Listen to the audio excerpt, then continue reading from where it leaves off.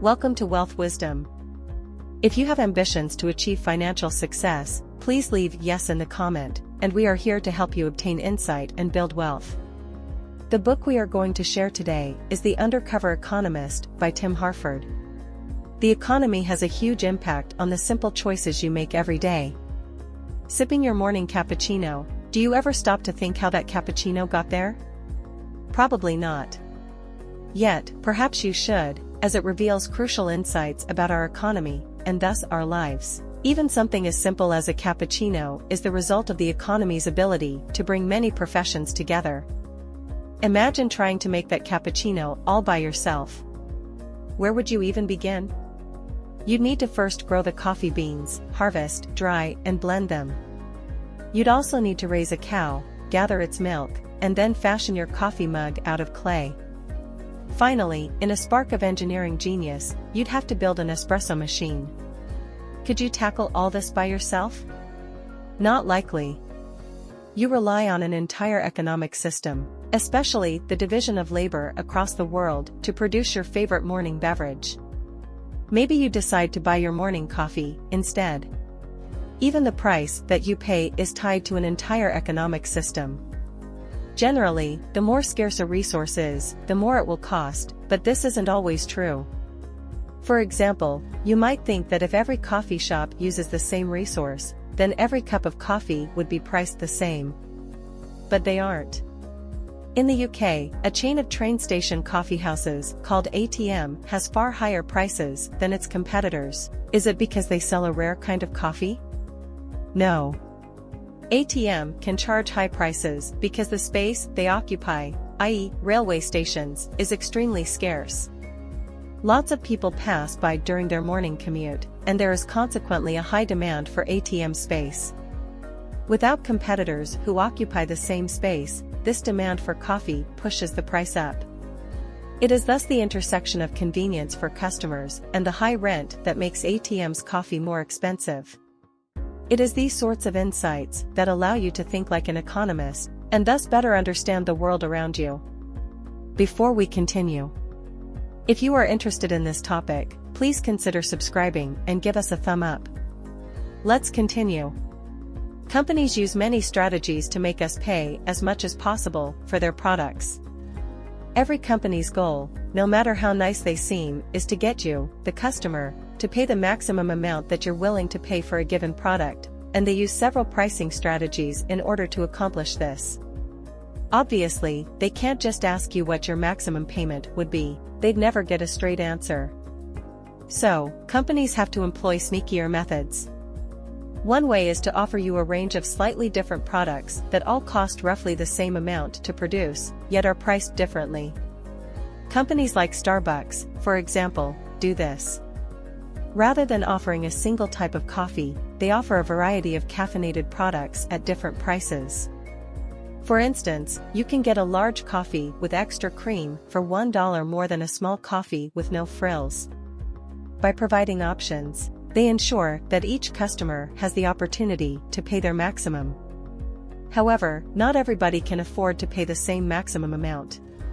Companies compensate for this variation with group targeting strategies. Examples of these are things like seniors discount or student offers for events like theater performances or public transport. The idea is to ensure that those groups who have less money to spend can still afford a company's products or services, while making sure that normal customers, who have more disposable income, still pay their own unique maximum price for the product. Even if companies offer more than one version of a product, they will try to discourage you from buying the cheaper one. For example, IBM sells two printers, the low-end LaserWriter E and the high-end LaserWriter. The first is cheap and the latter expensive, but that isn't the only difference. IBM intentionally installed a chip in their cheaper version to make it slower in order to entice wealthier customers to buy the more expensive printer. Companies try and get you to pay more than you need to. Being aware of their tricks can help you avoid them. Companies might be cunning when it comes to chasing your money, but you are not totally at their mercy. There are ways to save your money, and it's up to you to practice good consumer habits. First, be aware of where you buy your stuff. Consider, for example, that companies often use a strategy called price targeting, where they sell the same goods or services at varying prices, depending on the market or the location. In London, there are two Marks and Spencer Simply Food stores only 500 meters apart. In the one located at a metro station, every product is about 15% more expensive. They get away with this because people in stations often have little time to shop and just want to get in, grab their groceries, and get out. Consequently, they are less conscious of price.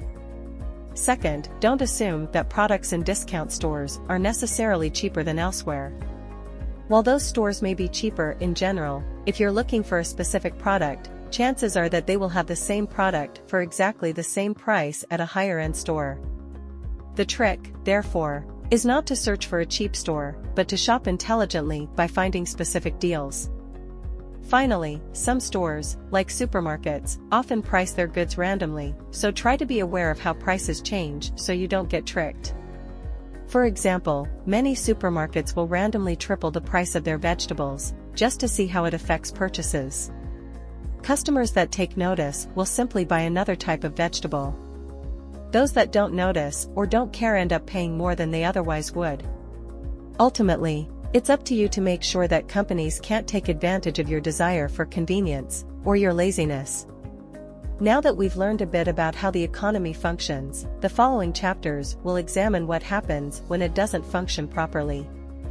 A lack of information can seriously distort the market. In the media and in the halls of university economics departments, there are many who constantly extol the genius and fairness of the free market system, which they believe is the most efficient method of ensuring that everybody gets what they want and need at the right price. But the market has a major problem: it can easily break down when people are dealing with limited, or concealed, information. This is known as the information gap. One popular example of this is found in the used cars market. When buying a used car, you might end up with a peach, one that works well, or a lemon, one that is basically junk. As a prospective buyer at a used car dealership, there is no way to tell which is a peach and which is a lemon. The seller, on the hand, knows exactly which is which. If a buyer's budget is small, say $1,500, then he is essentially guaranteed that the seller will offer lemons only. However, if you offer a lot more, say $4,000, your chances of getting a peach are still only 50-50, as only the seller would know which is which. Faced with these odds and a lack of important information, a prudent buyer will simply not offer any money, as there is no situation in which she will definitely end up with a peach. When this happens, the market simply breaks down. This is true only when information is one-sided or asymmetrical. If, however, both the buyer and the seller didn't know which cars were peaches and which were lemons, then the buyer could take a 50-50 chance at a lower price. For the market to work smoothly and fairly, there must be mutual exchange of information. Without information exchange, it's impossible to do good business. We need to ensure that a product's harmful side effects are included in the price. Does the market really provide the most efficient means of getting everybody what they want? That depends on what you want. If you value clean air or public transit, then you probably don't feel you've gotten what you want by being stuck in smoggy traffic on your morning commute. So how can we account for this? The free market theory suggests that if we all pursue our individual desires, then everybody will benefit. However, this fails to take into consideration the possible negative consequences of our actions. In other words, if you want to buy a car, then the market is supposed to provide you with what you want for a fair price, which also benefits the seller. But there are social costs hidden in the equation that aren't included in the retail price. Every city in the world suffers from air pollution as a result of high density of gas-powered vehicles. Not only is the high density of gas vehicles harmful to your health, but it also prevents people from using cleaner methods of transportation, such as cycling. In order to curb these social costs, the government should step into the market to levy externality charges. Generally, these are taxes on things that add costs to the wider society in order to ensure that the steps to manage these problems can be paid for. London, for example, introduced the congestion charge that people had to pay when driving through a certain area of town. The effect was astonishing, a significant and immediate drop in traffic. When driving had no additional costs, people hopped in the car to go even short distances. Since the introduction of the congestion charge, people started to choose walking or cycling instead. However, you can't put taxes on everything. For example, if someone's behavior is simply annoying and not truly harmful, then it doesn't make sense to tax it. Malfunctioning institutions and corruption restrain economic development. One of the most heavily discussed economic questions is why some countries are poor and others manage to develop and thrive. Is it because of their access to resources? Because of the markets they choose to enter? Not quite. One of the strongest reasons for poverty is simply having the wrong kind of government. Lack of democratic control and response to constituent demand is economically unhealthy. Often, an authoritarian leader's primary goal is to seek personal fortune, even at the expense of the people. In these cases, money that comes into the country is invested neither in infrastructure nor the constituents, thus causing the economy to flounder. Cameroon, for example, is one of the poorest and most corrupt countries in the world, governed by authoritarian leader Biya, who is interested mainly in maintaining his position of power and furthering his self-enrichment. Adding to the problem, dictators need dependents in order to secure their power. So they tolerate a culture of corruption, further damaging economic development. For example, because Cameroon is hardly governable, Biya must tolerate corruption to satisfy his powerful police and army. His soldiers therefore support him, as they are better off with him and the power and corruption that come with his office, than with democratic leadership. The result of this corruption is an economic decline. To set up businesses, you have to pay bribes to a corrupt bureaucracy. Infrastructure and the educational system are also struggling, spiraling downwards due to lack of governance or support. The solution seems simple. You simply have to remove the crusting layer of corrupt bureaucracy in order to free the flow of money and ideas. The free market would fix the rest. An accountable government would be needed, however, to carry out this shift, and the lack of an accountable government is the initial problem. Poor countries can thrive if they open their markets to international trade. There are many examples of once poor countries that now are wealthy. Think, for example, of Taiwan and South Korea. History has shown that the key to their success lay in opening their borders to international trade. The economic growth is because it's far more efficient to engage in international trade than trying to stay self-sufficient.